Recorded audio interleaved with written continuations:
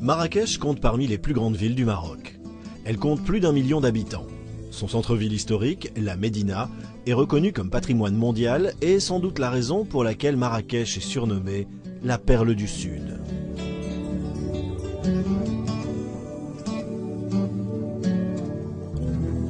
Le tourisme a beaucoup contribué au développement urbanistique et démographique que connaît la ville depuis quelques années. Marrakech grandit et forcément, les besoins en eau la suivent. Il fallait donc trouver une solution durable permettant de faire face aux besoins du développement urbain.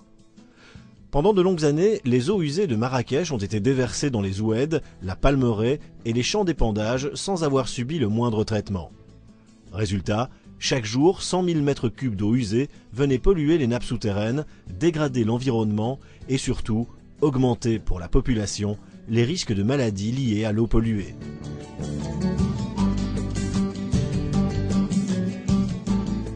Le projet s'intègre dans les directives de Sa Majesté le roi Mohammed VI, dans les directives du gouvernement qui est le Maroc vert.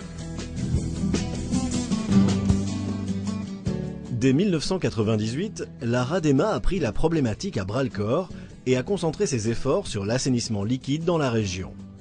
Cette initiative se déclinait sous la forme de 3 objectifs. Il fallait d'abord restructurer le réseau d'assainissement des eaux usées de Marrakech, empêcher que ces eaux usées ne soient déversées telles quelles dans la nature, et surtout, les traiter.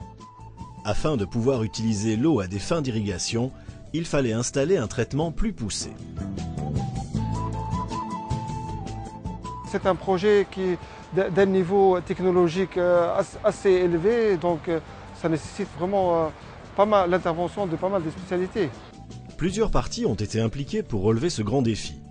Il y a avant tout la RADEMA, maître de l'ouvrage, la Régie autonome de distribution d'eau et d'électricité de Marrakech, et puis l'ingénierie conseil Egypte Poiri, Waterloo, Golden State, des leaders mondiaux en technologie de l'environnement, et les travaux de génie civil ont été assurés par Sotradema et Eusebios, une entreprise marocaine et portugaise. La station d'épuration occupe 17 hectares. Si elle est si grande, c'est parce que le défi est de taille. Chaque jour, plus de 100 000 mètres cubes d'eau usée sont éjectés par la ville de Marrakech, un volume correspondant à une population d'1 300 000 habitants. À l'échelle nationale, c'est la station la plus importante du Maroc. Et on estime que le projet de réutilisation, vu ses dimensions, il est classé parmi les premiers en Afrique. C'est un projet qui est très important pour le Maroc.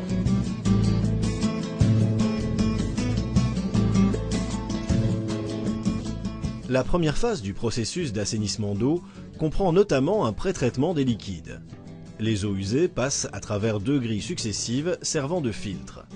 L'objectif est d'éliminer les corps étrangers, comme le plastique ou les détritus divers. Ils pourraient endommager l'infrastructure et les pompes. Les déchets retenus dans ces grilles sont alors extraits et évacués. Après être délestés de ces objets encombrants, l'eau subit un autre pré-traitement, celui qui consiste à extraire le sable, les huiles et les graisses. Ces éléments peuvent eux aussi endommager les équipements de la station d'épuration.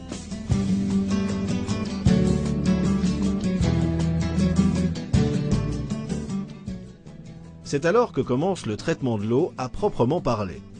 Les eaux usées sont dirigées vers les bassins de décantation primaire.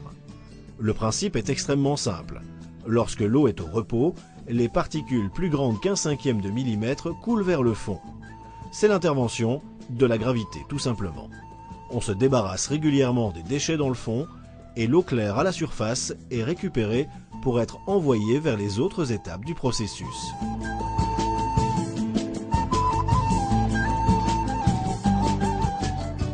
Après avoir quitté les bassins de décantation primaire, les eaux en cours de traitement arrivent dans la chambre de répartition. Elle sert de zone d'aiguillage et envoie l'eau vers le réacteur biologique.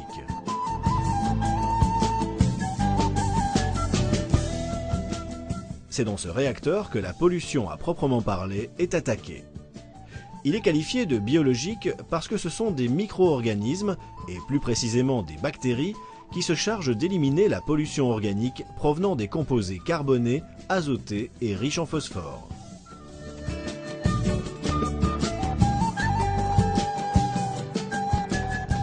Les bactéries, les micro-organismes, c'est un peu comme nous.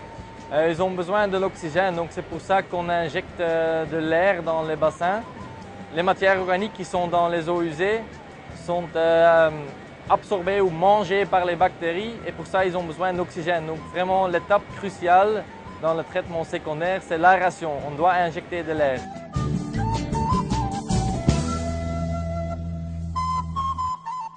Après ce bain de boue purifiant, l'eau traitée retourne en terrain connu. Une nouvelle série de bassins de décantation, secondaires cette fois. Le principe est similaire à celui de la décantation primaire. On sépare l'eau purifiée de la boue activée.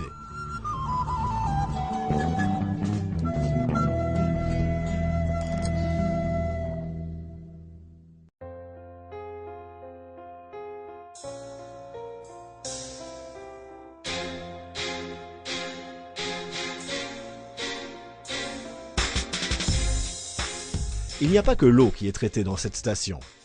Un ingénieux système de désodorisation a également été mis en place pour faire en sorte que l'air autour de la steppe ne sente pas les égouts. Ce système garantit donc un environnement agréable pour les employés de la station ainsi que pour les riverains.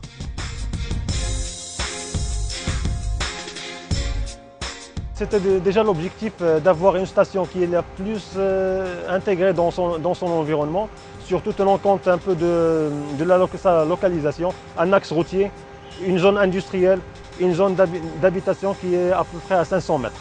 Et donc faire une station qui s'intègre parfaitement dans son environnement faisait partie de nos obligations.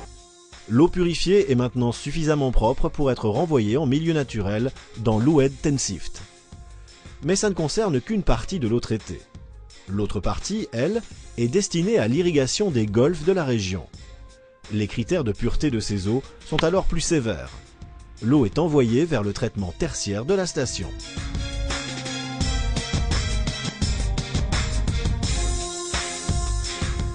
Malgré les différentes étapes déjà traversées par l'eau pendant tout son cheminement, il reste des matières en suspension à éliminer. Ces matières en suspension sont coagulées, ce qui assure l'efficacité de la prochaine étape, la filtration sur sable. Les matières en suspension sont éliminées en passant à travers des filtres qui sont en fait des lits de sable. L'eau ressort du système tertiaire pour être désinfectée avec deux systèmes, un système ultraviolet et en complément un système de chloration comme de l'eau de javel qui permet de désinfecter l'eau et de la réutiliser sur les golfs en irrigation.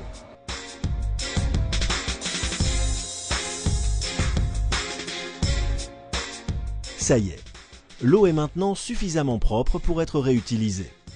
Les critères de pureté sont atteints pour injecter l'eau obtenue dans la lagune, avant que des pompes ne se chargent de les envoyer vers les systèmes d'irrigation et les golfs.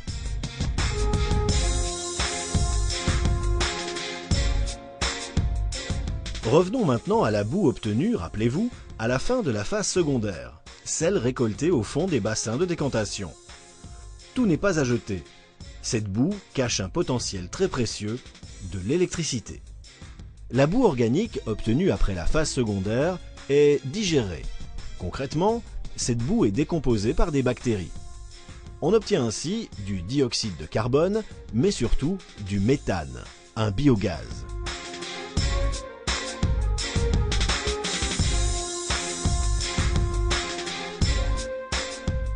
Vous l'aurez compris, c'est ce gaz, le méthane, qui nous intéresse.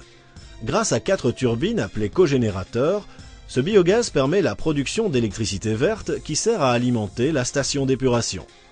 Résultat, 50% des besoins énergétiques de la steppe sont produits par la station elle-même. Ce recyclage a deux avantages. Il s'inscrit d'abord dans une volonté de respect de l'environnement et de développement durable, et ensuite, il permet la production d'énergie verte.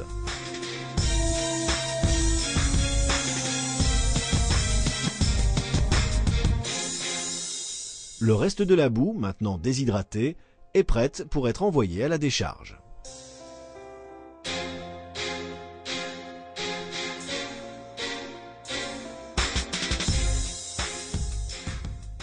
Il n'est désormais plus question de reverser les eaux usées de Marrakech directement dans l'Oued.